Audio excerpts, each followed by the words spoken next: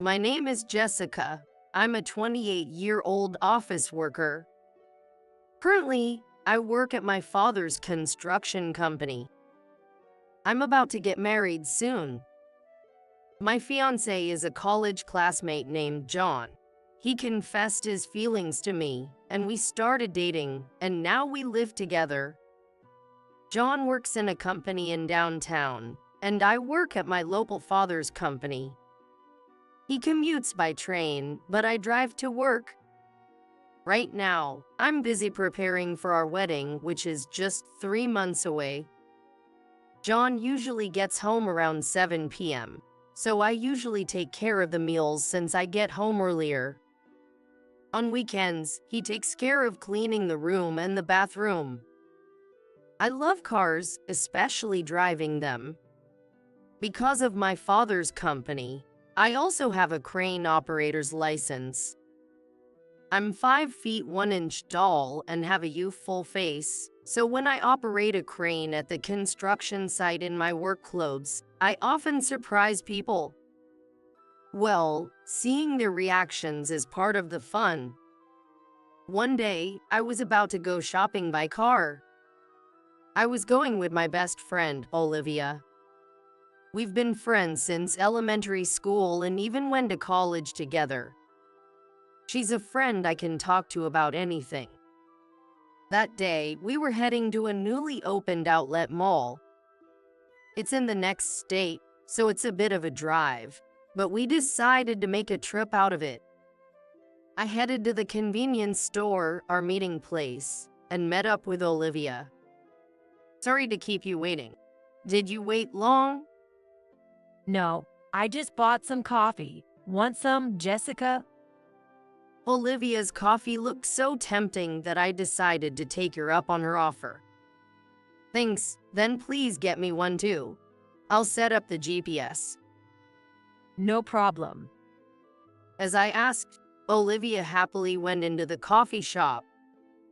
I tried to set the destination on the car's navigation system, but accidentally pressed the history button. Really, this panel is so unresponsive.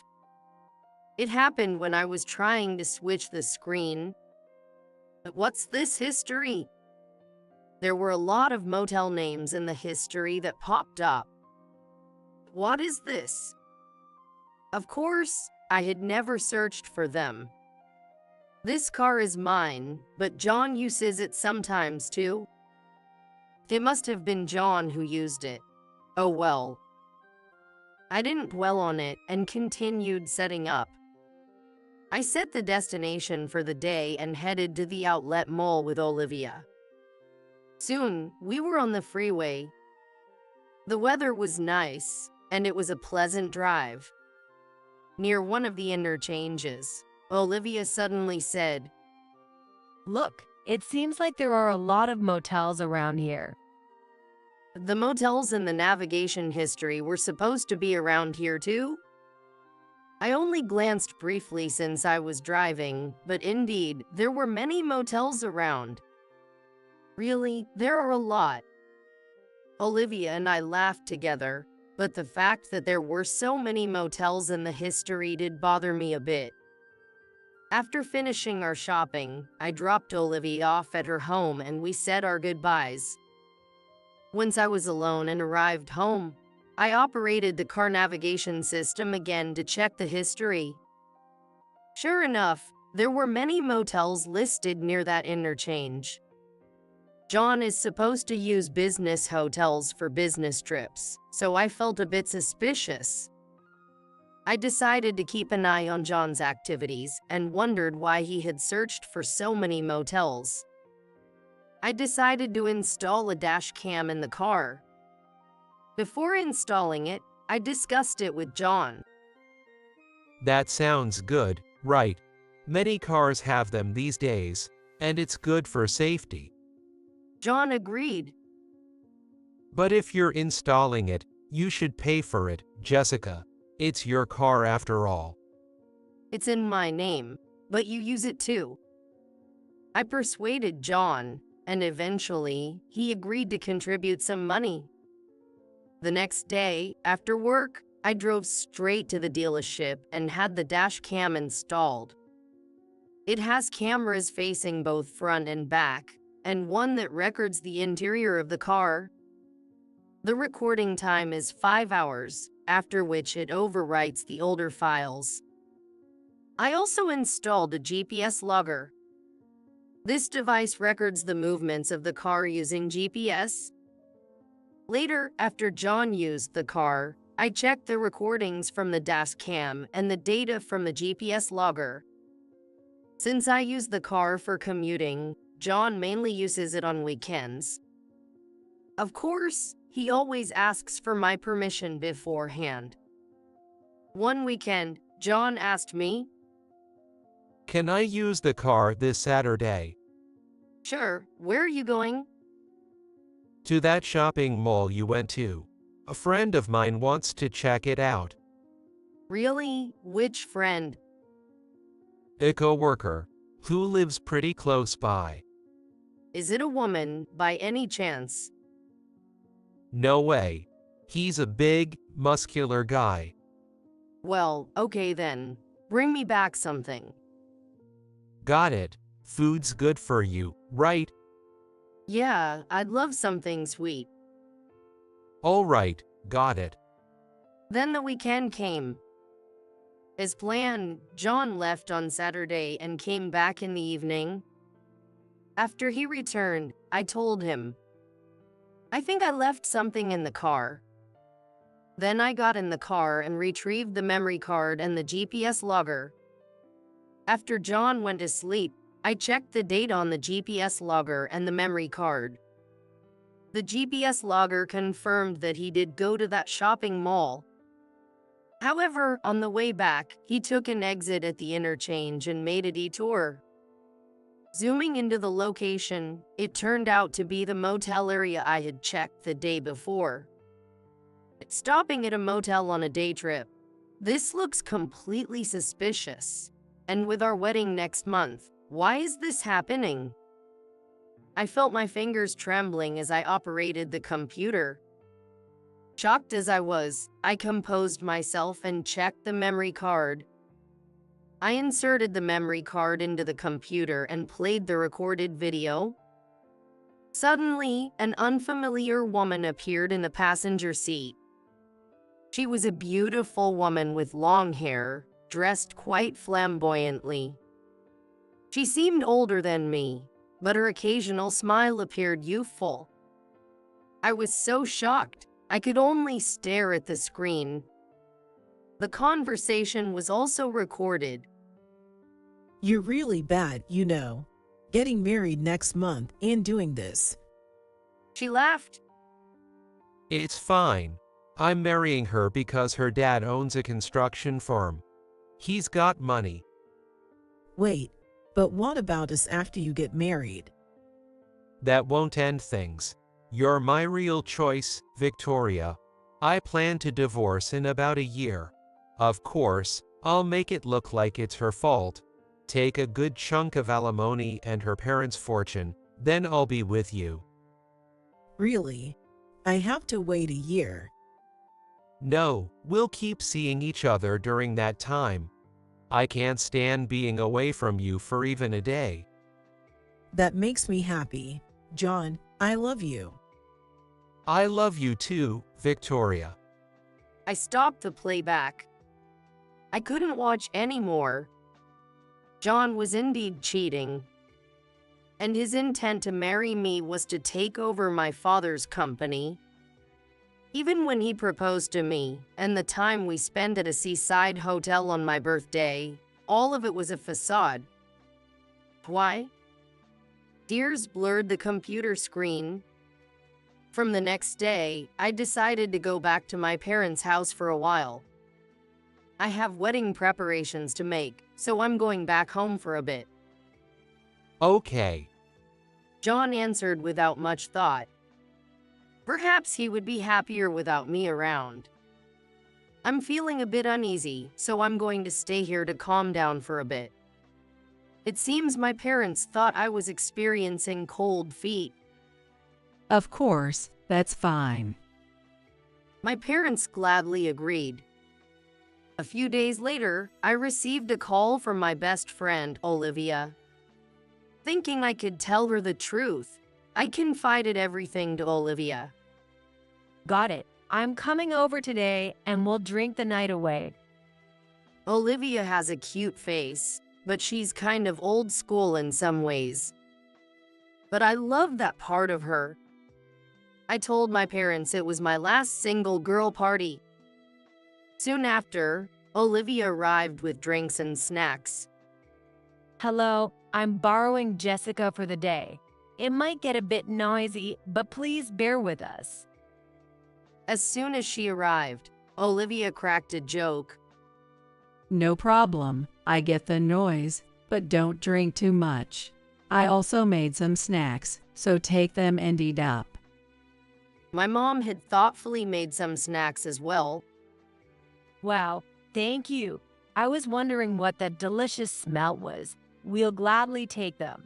Wait, can I invite another friend over? Yes, of course. Make it a party. That'll be a good memory for Jessica. Thank you so much. Then I called another friend, Michelle. She was a high school classmate and, coincidentally, the planner at the wedding venue we had booked, where we reunited as she was assigned our wedding. She went to the same high school as Olivia and me, and we had met a few times before, so now we're all good friends. The three of us started to party. I showed them the dash cam footage. Wait, I know her. She's Victoria, a junior from our college club. Jessica wasn't in the club, but John and I were in the same club with her. I was astonished to learn this fact. Really? John's junior? I thought she was older than me. She has always seemed mature, but I never expected it was Victoria. She's invited to the wedding, too. Most of our club members are coming. Olivia spoke while munching on the snacks my mom made. But it feels so frustrating to leave it like this. I really want to get back at them. Michelle slammed her empty wine glass down on the table forcefully. She has a strong sense of justice. She once caught a molester in high school and handed him over to the police. She was indignant on my behalf as if it were her own issue. Inspired by her words about revenge, Olivia started to speak. Then let's ruin the wedding. I have an idea. Olivia, she started scribbling something on a piece of paper as she said that. How about this? Michelle, we'll need your help too. Can you help us out? Thinking of it as helping Jessica. Of course. I'm the planner for this wedding, so I can do anything. With Michelle, the planner, on our side, the chances of our plan succeeding skyrocketed. Awesome. You're a lifesaver. Hey, both of you, don't drink too much. With that, our plan was set. As the two of them fell asleep from drinking too much, I covered them with blankets and said, "Thank you, Olivia, Michelle." I had drunk too much too, but I felt a bit relieved. The next day, I returned to John's place. A few days after getting home, I implemented our first strategy. While reviewing the footage, Olivia had discovered it. One evening after work, I met John at the station as we planned to dine out at a family restaurant, and I drove us there. After the meal, I dropped John off at home first and then parked the car before returning to the apartment. John, to think you'd prepare something like this for me without telling. I walked into the living room and pretended to be touched. What? John made a strange noise at my sudden words. This is a gift for me, right? I found it in the car. I showed John the paper bag containing a designer brand bag. The paper bag also had the brand's name written in large letters. I was cleaning the back window of the car because it was dirty, and when I went to get the cleaning supplies from under the back seat, I found this. Oh, John, You were trying to surprise me by hiding it there, weren't you? Sorry, I found it. I played dumb and pretended to be even more delighted. Well, that is. John fumbled for words. What? Is there someone else you'd give something like this to? Don't be silly. There's no one for me but you, Jessica. Right? You bought it for me, didn't you? How much was it? Around $2,000. Thank you so much. Yeah, it was a limited edition, so maybe $5,000. I thought it would suit you. It was supposed to be a surprise. Well, you got me. Yeah, it seems a bit youthful, but I can still pull it off, right? Of course. Any bag would look good on you, Jessica. Hey, that's not really a compliment, is it? Eeps, sorry. Then I'll keep it safe. Thanks so much. Yeah. When I heard his last sigh, I had to struggle to keep from laughing. During that party, I had seen in the recordings that John was being nagged by Victoria for a luxury bag. And then, he bought the luxury bag and hid it under the backseat of the car. I found it and ended up receiving it instead. Even during dinner that evening, John was sighing. Serves him right. A few days later, my dad called me. It seems his bad habit kicked in again. He had gone and bought a new car. My dad has always loved cars and has owned many over the years. He told me that on his way home from work, while driving on the highway, he impulsively stopped in front of a used car center, and there, he spotted a top-notch model of a car he had always admired and ended up buying it on the spot. Dad, Mom must have scolded you, right? Yeah, getting scolded is nothing. Listen, it's a car I've always wanted. I thought if I missed this opportunity, I might never get it again. I can't wait for it to be delivered. Seriously, you never think about what comes next. What about your current car? Yeah, I'll give that one to you. It's still in great shape. It's better than these flimsy new cars. Well, I was actually starting to get tired of my current one. Just sell that one. An automatic like that is no fun, right? But then it hit me. Okay, I'll do that. Thanks, Dad. Yeah, it's getting delivered next week, so come pick it up by then. I'll have it cleaned up for you. Okay, but Dad, this has to be the last of your hobbies, all right? Don't say that. A man's passion never ends. All right. Thanks, Dad. After hanging up, I couldn't help but smile. And so, my car changed a few days later. Jessica, did you change your car? It looks cooler than the previous one. Yes, my dad bought a new car, and I got his old one. It's cooler than the previous one, isn't it? Yo, it's cool. Let me borrow it next Saturday. Sure, that's fine. It felt like a fish taking the bait. Then on Saturday, John took the car keys and left, but soon came back. Hey, that car. What's wrong? It doesn't start. No, it's not that. I can't drive it. You can't drive it. Yeah, What's wrong? It was fine when I drove it yesterday. but it's a manual. So, what about it? Well, I only have an automatic license. Alright. It's not funny. I can't drive the car. It's a problem if I can't use a car. Why is it a problem? Should I drive for you? No, that's also troublesome. I don't want to bother you on your day off. What?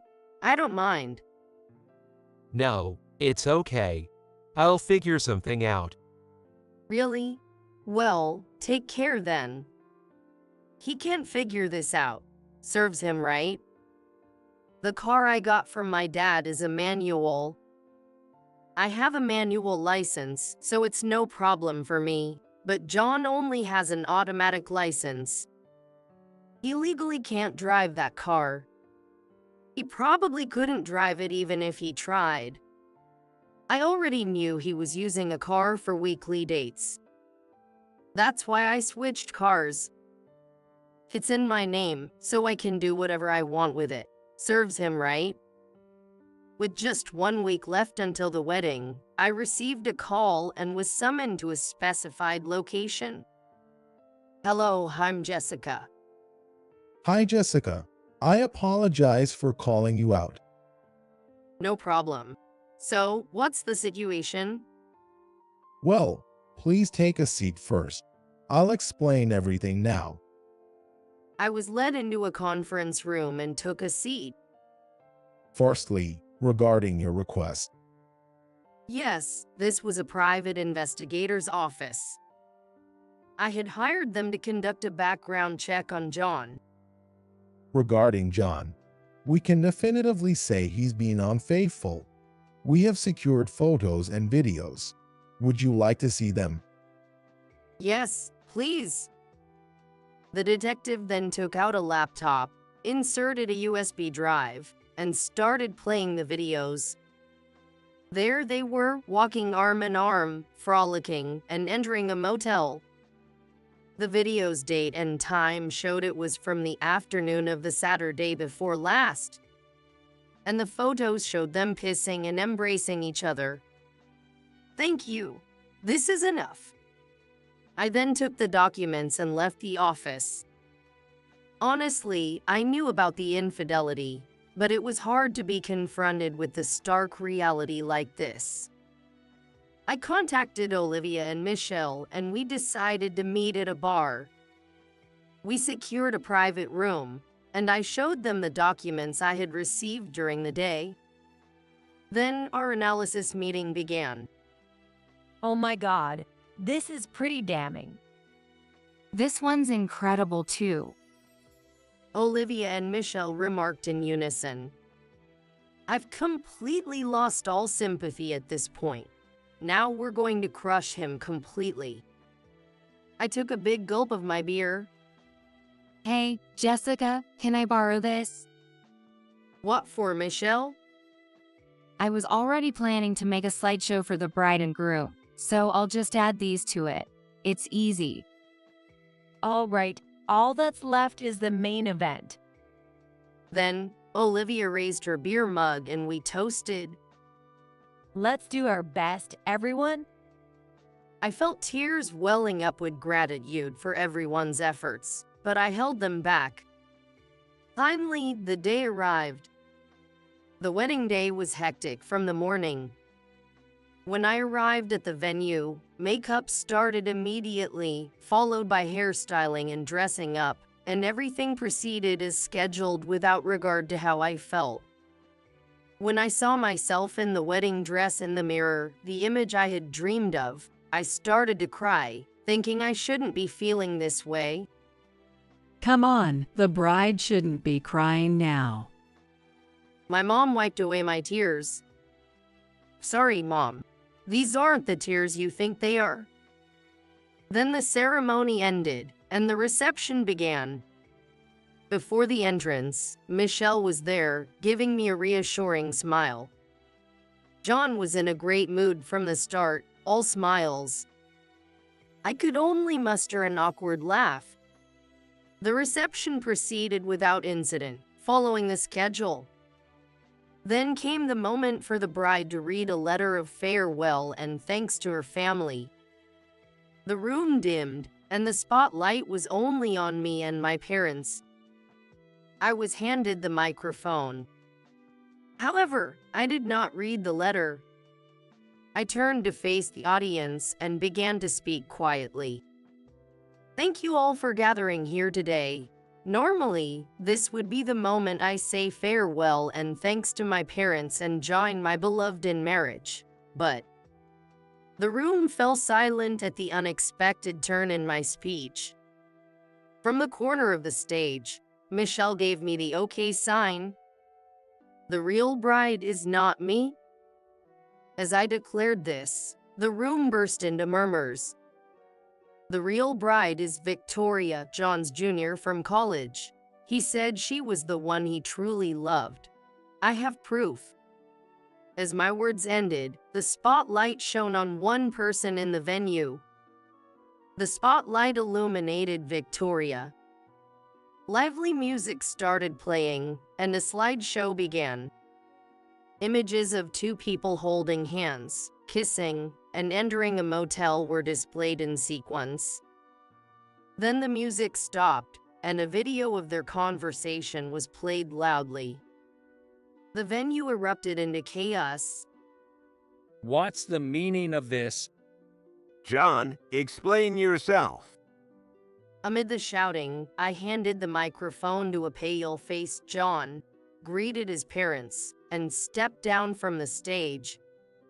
Then, Olivia and Michelle rushed over and practically dragged me out of the venue. Behind us, the commotion had become incontrollable. Still in my dress, Michelle led me to an unused dressing room. Olivia brought my belongings and clothes, and I quickly changed and left the wedding venue. Then, Olivia drove me home, and I was finally able to relax. We did it. Yes, we certainly did. Despite causing a huge scene, I felt surprisingly exhilarated. After the wedding debacle, I packed my bags and returned to my parents' home. Although my parents were quite angry when they got back, they weren't too harsh since John was to blame. My father took care of the aftermath. Thankfully, everyone understood the situation regarding the broken engagement, and things resolved smoothly. John was the one who really had a hard time. After his affair was exposed and the wedding was ruined, his parents had to pay for all the expenses. Moreover, since his boss was at the wedding, it also came out at work that he had been using company email to contact Victoria during work hours, leading to his demotion. He didn't lose his job, but he couldn't bear the work environment after causing such a scandal and soon quit. Victoria, unable to be with John after the commotion, eventually broke up with him. I called off the engagement and demanded compensation for the damages and other costs from John. Since John had spent most of his savings on the wedding preparations, his parents covered the payments. With no particular skills, John struggled to find a full-time job again. He is now working part-time to repay his debts. I also demanded compensation from Victoria, John's affair partner. Since she had a history of bad behavior and had been disowned by her parents, she had to pay the compensation herself. Of course, she had no savings, so she apparently borrowed money from some shady lenders. Now, she's working in the nightlife industry to make the payments. While the emotional damage I suffered seems incomparable, it felt like they got their just desserts. Thanks to my father's kindness, I was put on leave from work, and with some free time, I decided to travel. In such times, people often head north rather than south for some reason. Michelle, feeling responsible for her role in the upheaval, had resigned from her job at the wedding venue. Feeling a bit guilty, I invited her to join me on the trip. Thanks to the compensation from John, I could cover the expenses. During the trip, we befriended two men and exchanged contacts, agreeing to meet again back home. They were colleagues from the same company and visited this tourist spot annually. Back home, I shared this with Olivia. Why didn't you invite me? Olivia was a little upset. So next time, we planned a 3-on-3 group date. adding another person to the mix.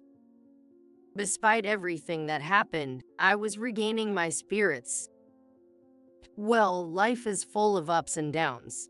Such things happen. I am ready to move forward towards the future.